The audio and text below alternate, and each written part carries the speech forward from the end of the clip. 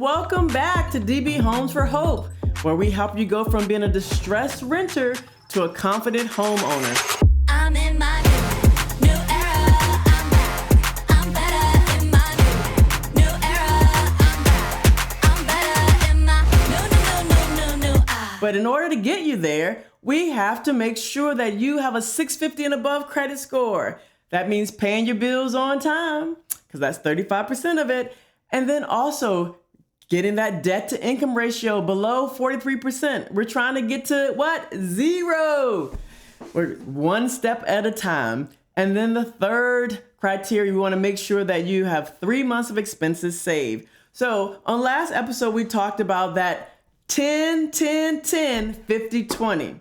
So in this episode, I'm going to talk about some ways that we can reduce some of those expenses for your living, 50% of your income. There's sometimes we get caught up in fees.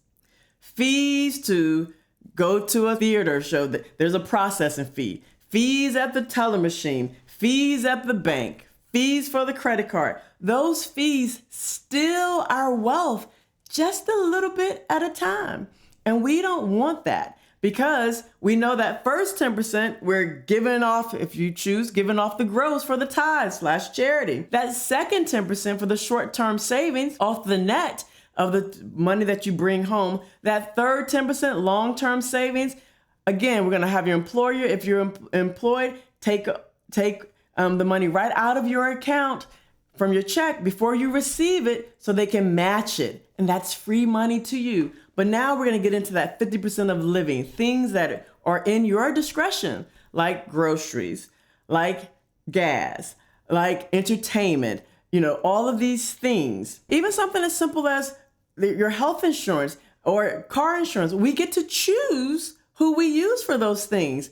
And because we have control, we're going to exercise that control. So in this episode, I'm going to talk about some unnecessary fees that you don't have to pay. We gave you some options on the high yield savings account, and the 5 options that we gave you, none of them charge a monthly fee, and nor do they have a minimum amount that you have to put in those accounts. So if you have 1 cent or $100, you still get the benefit of using that checking and or savings account so that you can build wealth. 3 to 5% for their short-term savings, as we discussed. Some of the fees, ATM fees. So why would you pay a fee to get your money out of a bank that is using your money to give loans to everybody? And they're not really sharing part of the interest with you. At most, we're going to get maybe 5% on our checking or savings account. But most time it's 1% or less. Find a bank where you go to that bank and use their ATM, so it's free to you, or find a bank that reimburses ATM fees. I'll just give you a caveat. I was in the military for many years, and I banked mainly with USAA and some other places too, but I can use any ATM, if I remember my PIN, use any ATM, and they reimburse up to a certain amount. I think it's about $20 or $25 back to my account. So I don't pay the fees. I don't want you to pay fees either. So go to your bank where you bank with, or somebody who gives you free ATM fees. That saves you, let's say $20 for the whole month. Or don't use the ATM at all, because you can use your debit card that swipes right out of your account. And there's no fee to that. And the money's right there. So that's one way to save. We're going to say about $20 already.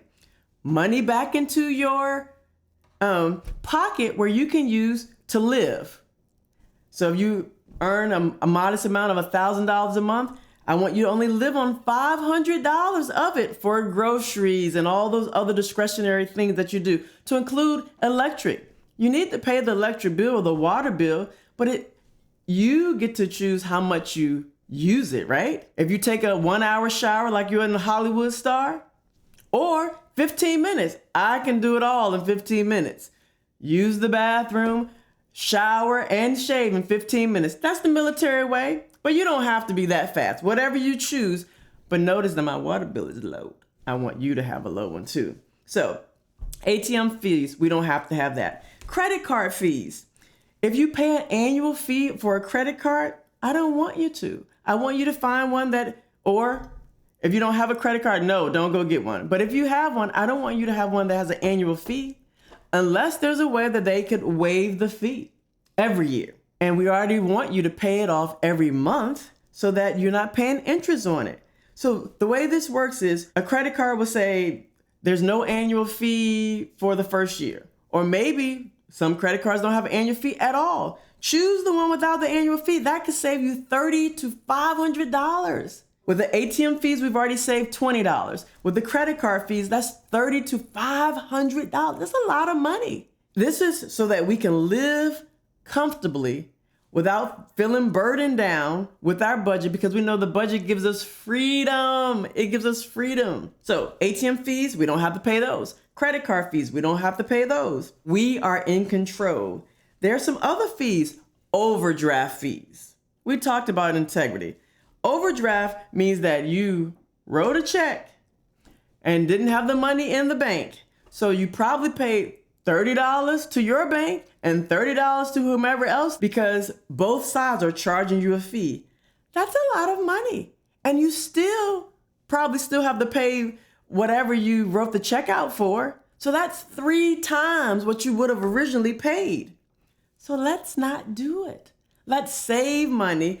If you bank offers overdraft protection, or just balance the checkbook, because we want you to use the Every Dollar app or whatever other budgeting app. I'm partial to it because I use it every day.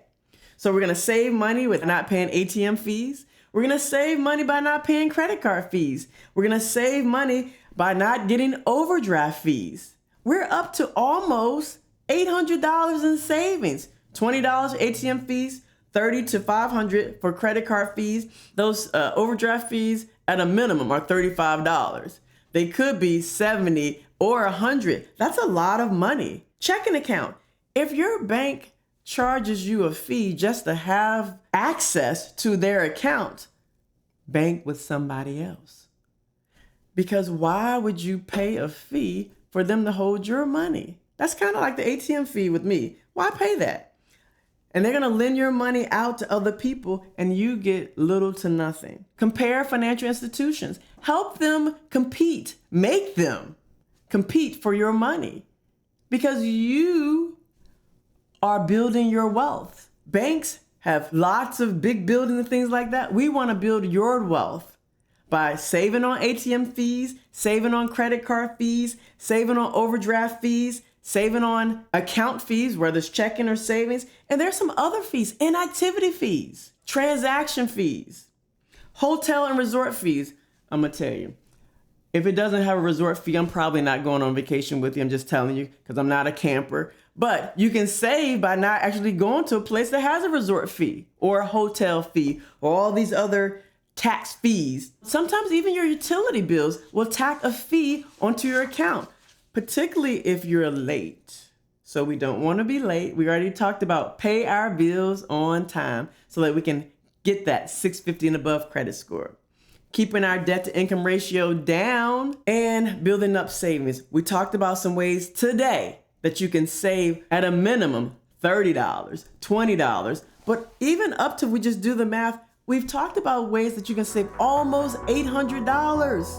$800 just on fees alone. So, got money? You can if you save on fees. This is episode 9 of DB Homes for Hope. Go save on those fees, get your money, and live on 50%. Push like for this episode and subscribe.